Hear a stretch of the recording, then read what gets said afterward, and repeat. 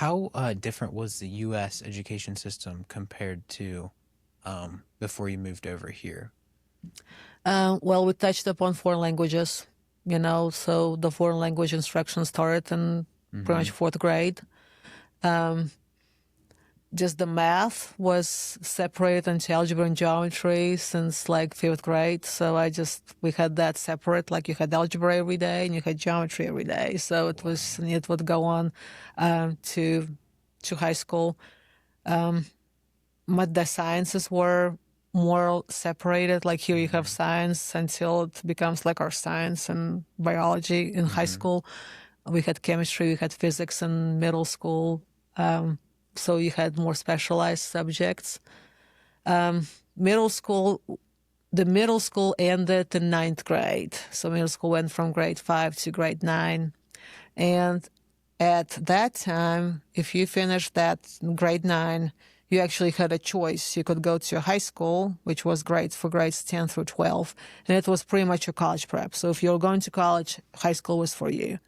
If you wanted to go to like a trade school, you went to a trade school that provided you with high school education and gave you a trade. Mm-hmm. So I was actually wanting to go to a trade school to become a music teacher. So like I finished my music school because I went to music school and that was, I played piano, but I also had like music theory and solfeggio, all those everything. So I was wanting to just go that route and be a music teacher. So for that, I would, have to go to like a trade school to have my music education, but also finish my high school education. So that was the difference.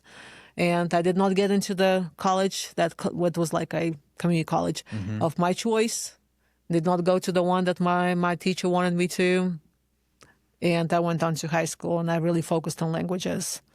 So that's in high school, they really just like academic tracks. So I picked up German, I had English and German, so I just focused on kind of humanities part. And those who wanted to go toward more like mathematics, so they would take more of the mathematics and sciences. Yeah. And then you would just take entrance exams and go to college. Which language was the hardest to learn? I think probably German because I did not like it.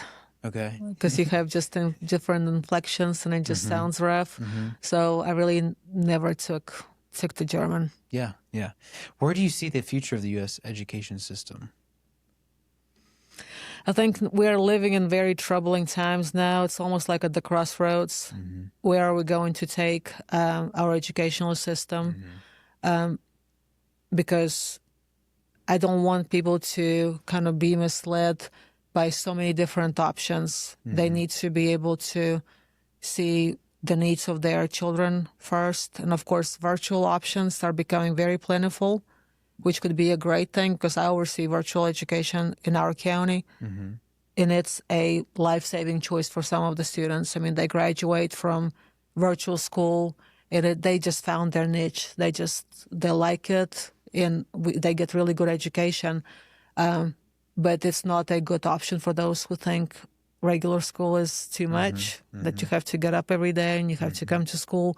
And I don't tolerate this because for me, you need to get an education. I'll help you any way I can for you to get education, but I'm not going to be tolerant if you just sit and just pill around and do nothing.